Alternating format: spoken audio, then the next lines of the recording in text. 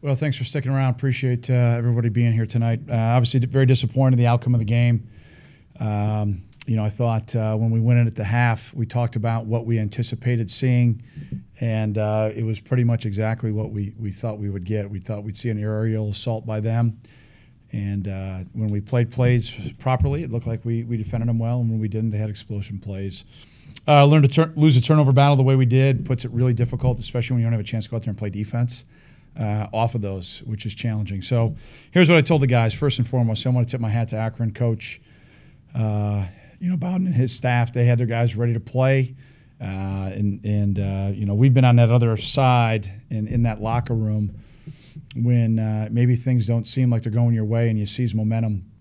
And then all of a sudden that thing just snowballs. And to their credit, that's exactly what happened. But I thought our guys were resilient. We don't get the onside kick.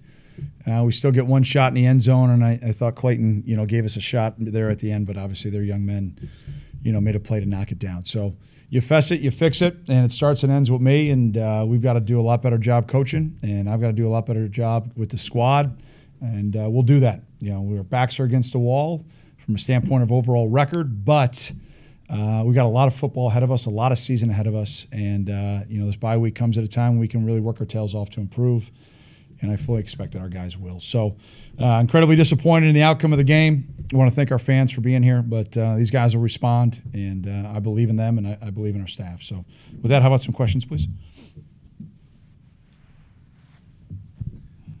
What do you think went wrong on those 3 defensive touchdowns, 2 long interception returns? What was the situation that led to where they could have so much room to run?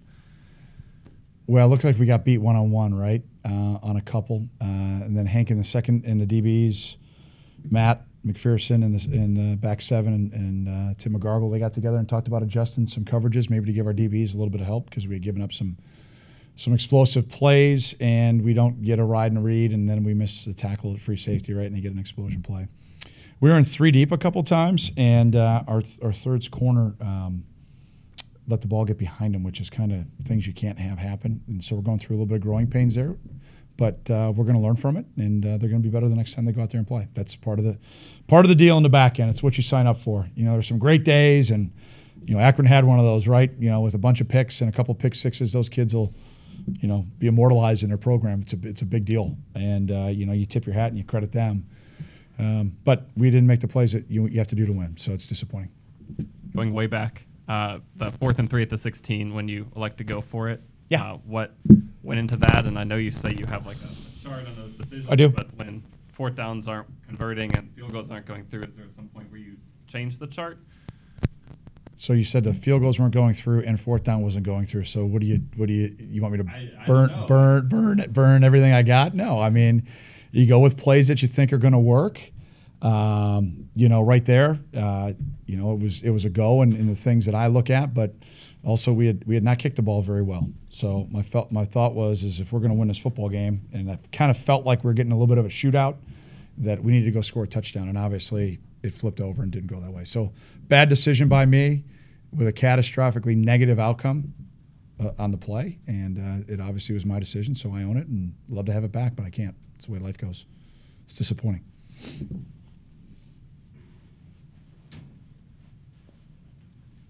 Did you see any change in coverage from the Akron defense between the first half and the second half? They played a little bit more just quarters coverage, a little bit softer. Clayton trying to make a play on 4th down, just a little bit of an overthrow, and then it's just kind of the perfect storm where the young man has a great return. The tip pick, that's tough. That's tough. It's a tough situation. And then, we can't obviously turn the ball over backed up at quarterback for a touchdown. So, it's tough. Those are all, again, when you don't give your defense a chance to go out and get a stop, those are huge momentum plays that we almost found a way to overcome. And there's a positive there. One singular positive from the outcome of the game is our guys just kept on fighting, and we got the ball at the 30-yard line with 2 seconds left, and we didn't make a play. And, you tip your hat to Akron. What a great performance by them. What a great job coaching, and a great job by their young men. So incredibly disappointing for us, and we'll learn from it. We'll coach better. We'll play better, and get ready now to go play Big Ten football. Did Clayton make any real mistakes on those 2 interceptions, or was it just an execution issue and they said on the tip, just kind of an unlucky play? I mean, was there anything really he could have done differently? Yeah. Any decisions that he could have changed? Yeah, that one I don't think so.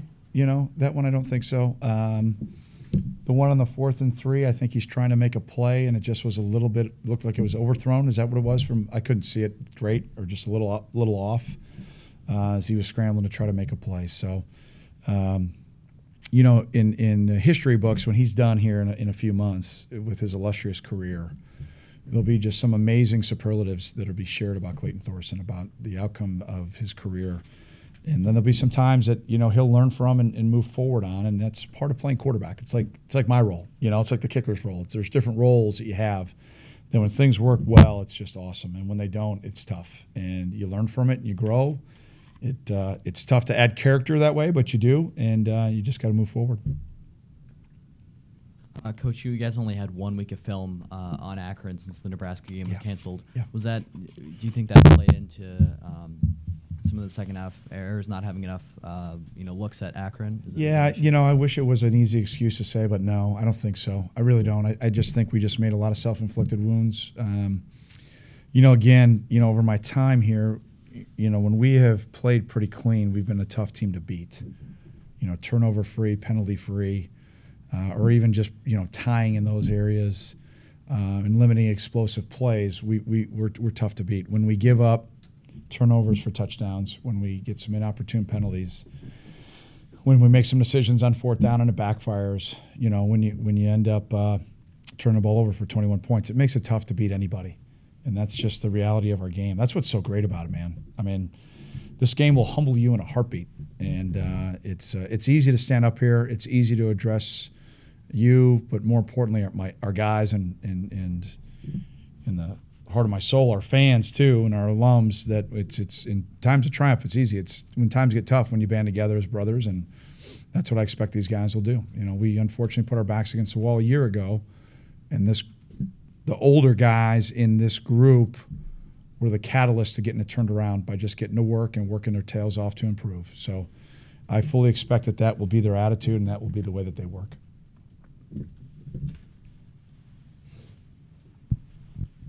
Coach, you guys got outscored in the second half for the 3rd straight game. Is there something, a thread running through those 3 games, or is it different stuff all 3 of those games, do you think, and that's with the second half struggles?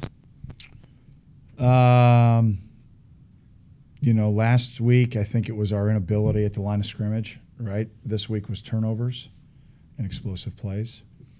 The Purdue game was explosive plays there in the second half, but we still found a way to win. I think there's some themes. Yeah, absolutely. A lot of things that we're talking about and trying to continually teach and coach and correct. And obviously we've got to do a much better job in some of those areas. And, we're obviously grossly behind in the turnover ratio right now, right? And that's the number one correlation to winning. And we got to take care of the ball better, and we got to take it away. I think we had our hands on a couple of balls again today, right? And, we ended up not making any of those plays. So credit Akron. Coincidental for twice today, or is there some deeper level either with him or that unit that is leading to those issues? Yeah, he's been dealing with an injury, but that's not an excuse. I think that he's an outstanding kicker, and I think he's battled through it pretty well. We've tried to take a little bit off his plate here the last couple of weeks with the kickoffs, and I think he just didn't have a great night, which obviously I feel for him because he's a terrific guy and he works incredibly hard. But it's not just him. It starts with me, and we got to do a better job coaching him, and hopefully he'll bounce back. I expect that he will.